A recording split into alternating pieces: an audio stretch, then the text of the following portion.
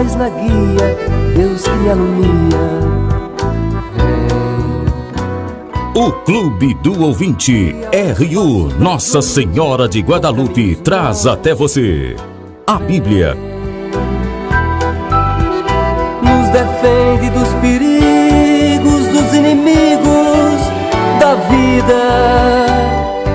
Estimados irmãos, ouvintes, iniciamos a semana passada o Evangelho de Marcos, que é o Evangelho que a igreja segue na liturgia todos os domingos desse ano. Lógico, menos alguns momentos da quaresma e alguns momentos da preparação ao Natal no Advento. Nós vimos numa introdução, então, que Marcos tem uma articulação. Vimos também como o Evangelho se articula e começávamos a olhar a primeira parte. Primeira parte, seguindo o nosso esquema, vai do capítulo 1, versículo 16 ao capítulo 6, versículo 13. Existem outras maneiras de entender e organizar, mas seguimos essa maneira, que é aquela aqui mais didática, que foi elaborada por um grande biblista do Brasil, que é o Carlos Mestres, no livro Caminhamos na Estrada de Jesus. Então, no início, com Marcos, nós temos um entusiasmo dos discípulos. Os discípulos estão entusiasmados com Jesus. Depois, do capítulo 1, versículo 35 ao capítulo 8, versículo 21, aparece o mistério da pessoa de Jesus nos discípulos, e aí surge uma crise nos discípulos que não estão entendendo Jesus. Na terceira parte, o capítulo 8, versículo 22 ao 13, versículo 37, se acentua aquela cegueira que eu falava a vez passada, causada pela luz escura da cruz. Os discípulos não aceitam a condenação de Jesus. E isso é combatido pela instrução de Jesus, que é vigorosa. A quarta parte, que é a parte final, capítulo 14, versículo 1 a 16, versículo 8, mostra que o fracasso final é um apelo para recomeçar tudo de novo, ou seja, começar com a ressurreição depois da morte de Jesus. Então, vindo para a primeira parte, capítulo 1, 16 a 6, versículo 13, nos mostra que Jesus não para, o entusiasmo é grande, é quase algo que vem explodindo no entusiasmo e no ritmo do Evangelho. A comunidade como grupo, vai então ser chamada a uma participação plena na missão, lá o finalzinho do capítulo 6, versículo 7 a 13. Quem são eles? Primeiro, eles são chamados, eles são pescadores, estão trabalhando, largam tudo repentinamente e seguem Jesus, eles não pestanejam.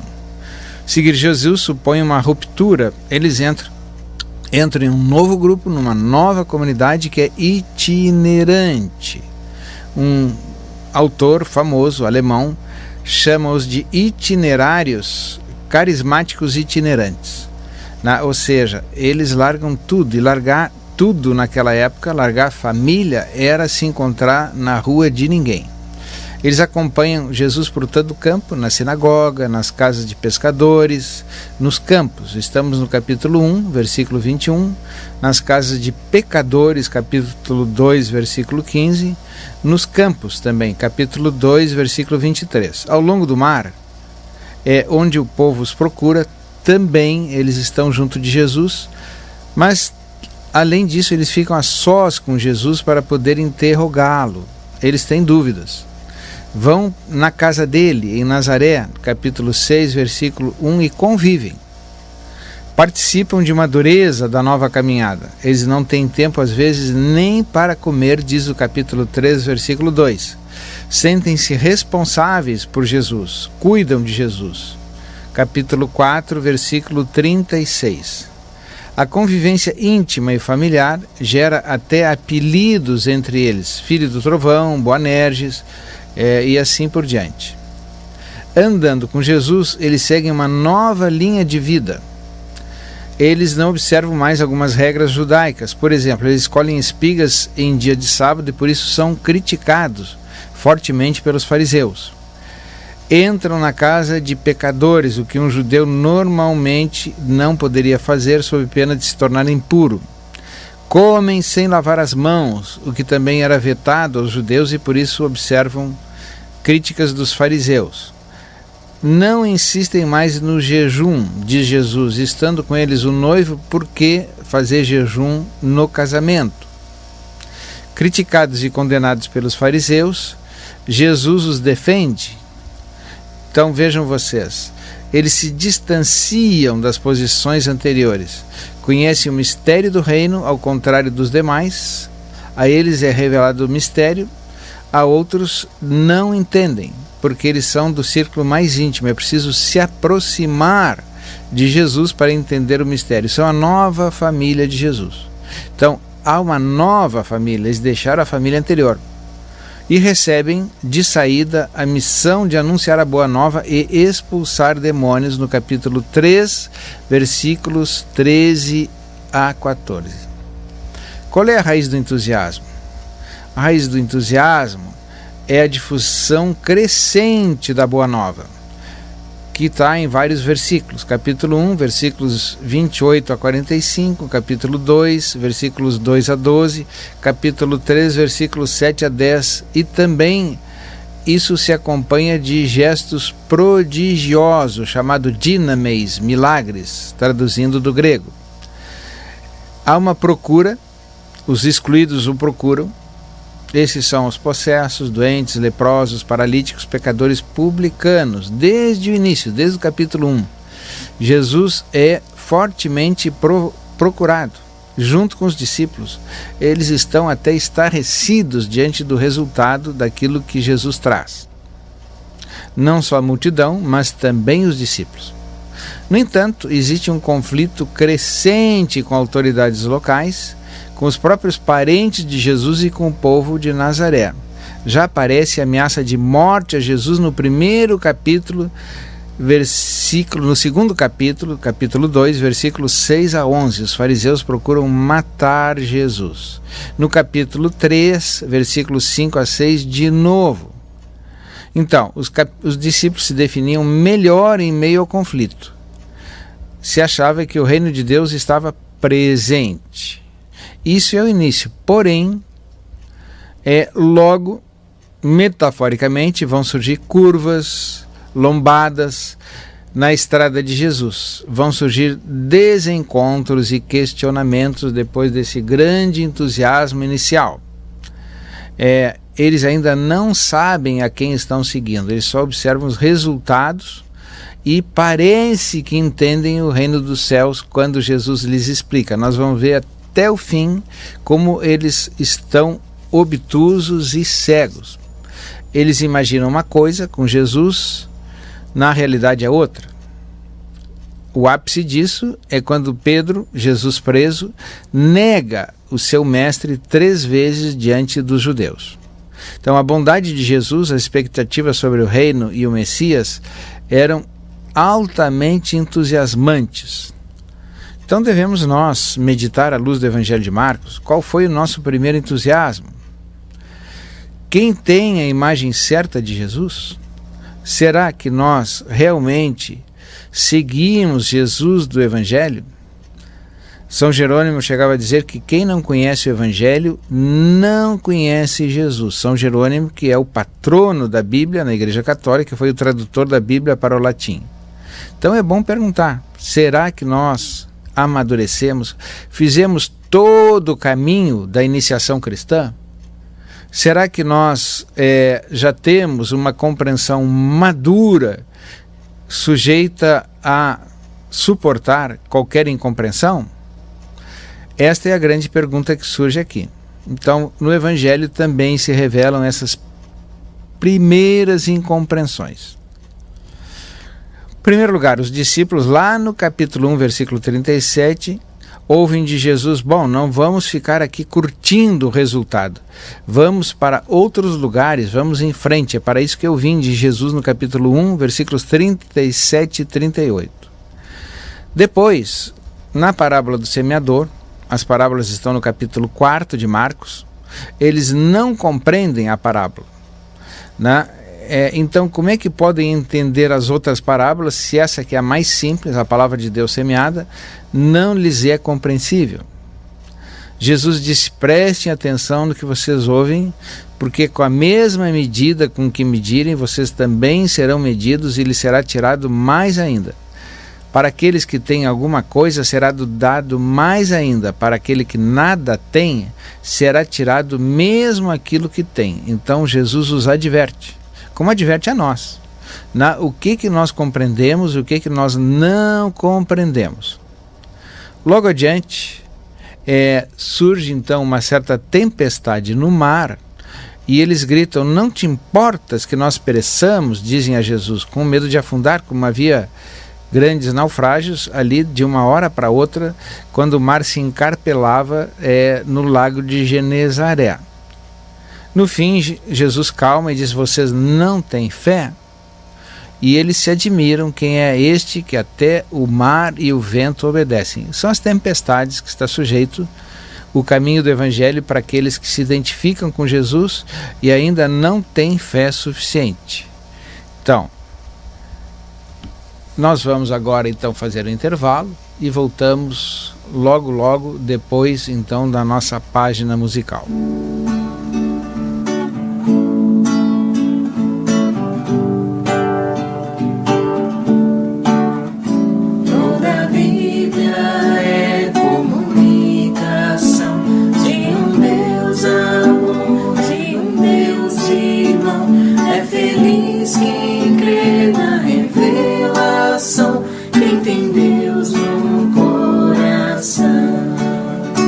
Jesus Cristo é a palavra, pura imagem de Deus Pai.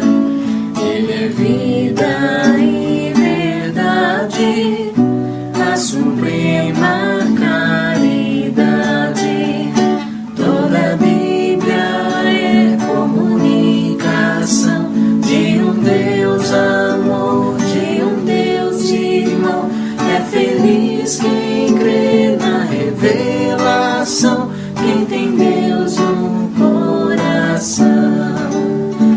Os profetas sempre mostram a vontade do Senhor. Precisamos ser profetas para o mundo ser melhor. Toda a comunicação de um Deus amor, de um Deus irmão. É feliz quem crê na revelação, quem tem Deus no coração. Os profetas sempre mostram a vontade do Senhor. Precisamos ser profetas para o mundo ser melhor. Jesus Cristo é a palavra, pura imagem de Deus Pai. Ele é vida e verdade, a suprema caridade. Toda a Bíblia é comunicação de um Deus amor, de um Deus irmão. É feliz quem crê na revelação, quem tem Deus no coração. Os profetas sempre mostram a vontade do Senhor. Precisamos ser profetas para o mundo ser melhor. Toda a Bíblia é comunicação de um Deus amor, de um Deus irmão.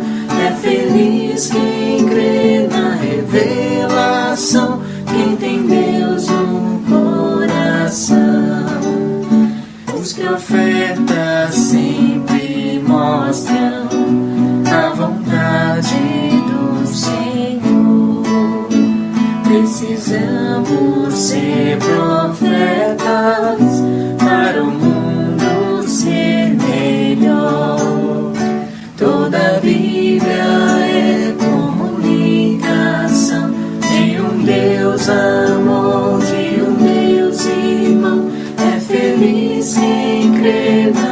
revelação, quem tem Deus no coração. Retornamos então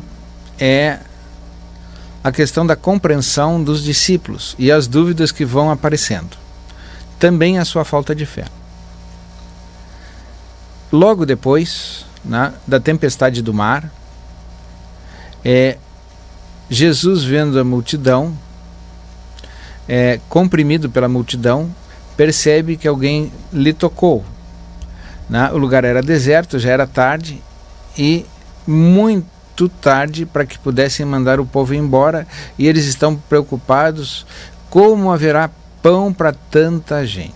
Jesus acabará de fazer um milagre e eles duvidam da capacidade de Jesus de superar as adversidades. Jesus disse: vocês vão dar de comer.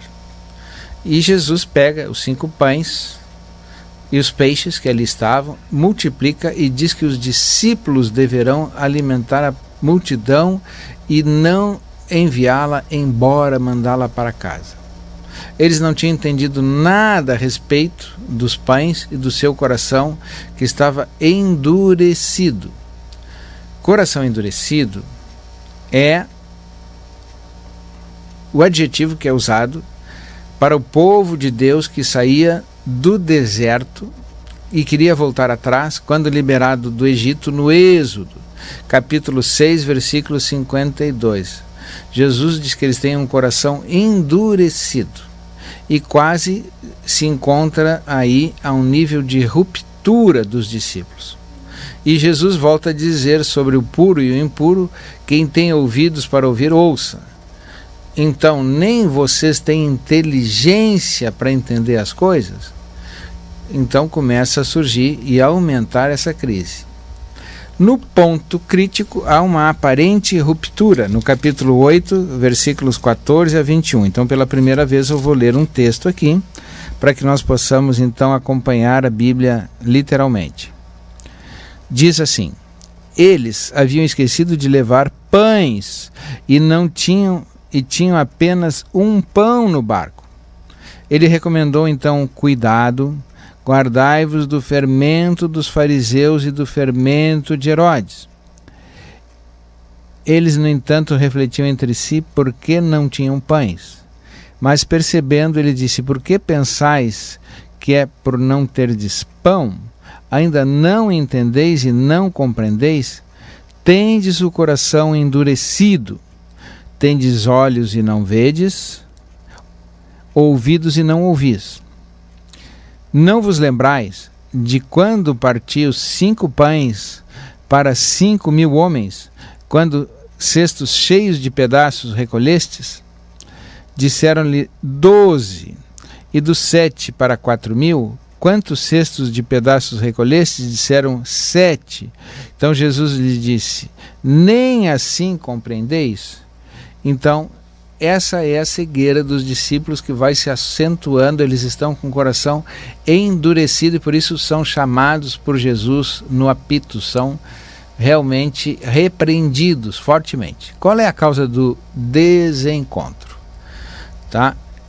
A incompreensão não era uma má vontade, eles se encontravam infectados por aquilo que Jesus chama o fermento dos fariseus e herodianos. Qual era esse fermento? Eram as expectativas messiânicas judaicas.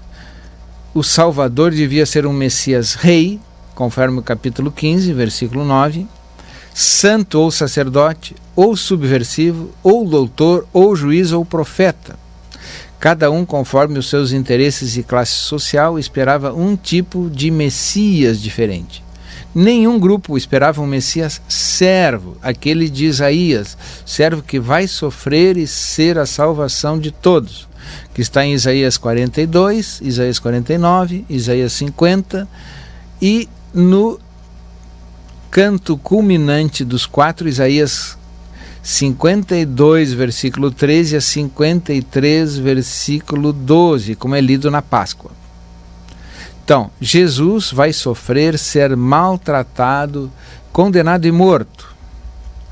Então aí surge uma nova etapa do Evangelho. Como que disséssemos, há uma cruz nessa estrada. Na época de Marcos, a cruz de Jesus era a cruz do povo das comunidades. Havia perseguição, brigas com judeus, incerteza, conflitos internos e o grito dos pobres. O caminho de Jesus é assumir o caminho daqueles que são ameaçados e que viviam a cruz cotidianamente, de uma forma metafórica, mas por muitas causas, desemprego, fome. Muda a realidade dos discípulos e o Evangelho mostra que não aparece mais aquele entusiasmo inicial. Reduzem-se os números de milagres, apenas a cura de 2 cegos e um exorcismo. Não há mais aquela multidão enorme. O foco do Evangelho se concentra em Jesus e poucos discípulos e discípulos. E logo vem então uma grande instrução de Jesus sobre a cruz, com palavras, capítulo 8, versículo 22, com testemunho e ação, capítulo 11, versículo 1 e 12, versículo 44, e um discurso sobre a cruz. Então, a instrução de Jesus se dá através de palavras e é simbolizada toda ela entre a cura de 2 cegos. O primeiro cego é o cego de Betsaida, capítulo 8, versículo 22 a 26, como eu já falei a semana passada, e Pedro deseja, nesse momento, reiteradamente, um Messias sem cruz. Não te aconteça tudo isso que tu dizes, Jesus. O cego havia sido curado lentamente, aos poucos, por Jesus. Ao final da instrução de Jesus, surge um segundo cego, que é o Bartimeu, que apenas curado, torna-se discípulo, seguia Jesus no caminho. Até o capítulo 10, versículo 52, no caminho da cruz, ou seja, o Bartimeu segue Jesus, o que aos discípulos ainda não é possível, compreende Jesus. Significado simbólico dos cegos é que eram discípulos que tinham olhos e não enxergavam. E esses 2 cegos passam a enxergar, os discípulos seguem não enxergando. Podemos nos perguntar, nós temos olhos, nós enxergamos? Qual é a imagem que nós traçamos de Jesus? Então, entre o primeiro cego e o segundo cego, surgem os anúncios da paixão, com instruções mostrando que Jesus é o Messias servo. Entre o segundo e o terceiro anúncio, então, trata-se da conversão do discípulo. Messias servo, entre o primeiro e o segundo, anúncio da paixão, conversão do discípulo entre o segundo e o terceiro anúncio da paixão, que é a cura do cego Bartimeu. São 3 anúncios da cruz, que relatam sofrimento, rejeição, morte e ressurreição. Para nós isso é muito oportuno porque estamos vivendo a Quaresma, estamos nos aproximando da Páscoa, desse mistério central, fundamental e, sem dúvida, o mais impressionante do cristianismo. No entanto, ainda estamos na fase da incompreensão. Peçamos que Deus nos abra os olhos, os sentidos e o espírito, para que possamos compreender sempre mais Jesus, acatando aquilo que Ele nos indica, por mais amedrontador e surpreendente que venha a ser. Os discípulos não entendem, mas contraditoriamente cada um perguntava quem seria o maior. Eles querem o poder. E nós sabemos que o poder revela as pessoas. Quantas pessoas inocentes, entusiasmadas, aparentemente, que quando assumem o poder passam a massacrar os outros, como aconteceu em boa parte das lideranças de Israel. Eles têm um desejo de promoção, no capítulo 10, versículo 32. Ou seja, não estão perto de conhecer aquilo que Jesus revela. Nós vamos então encerrando essa segunda parte do Evangelho de hoje, do Evangelho de Marcos, para nos encontrar a próxima vez a partir desses 3 anúncios da cruz de Jesus. Estamos então na segunda parte do Evangelho, indo para o fim dessa segunda parte. Tenham todos uma boa noite, uma boa tarde para aqueles que ouvirem mais cedo o programa e um bom final de semana. E nos despedimos assim, desejando que que Deus esteja com cada um, que o Espírito de Deus nos vivifique e abra a mente, o coração e o espírito.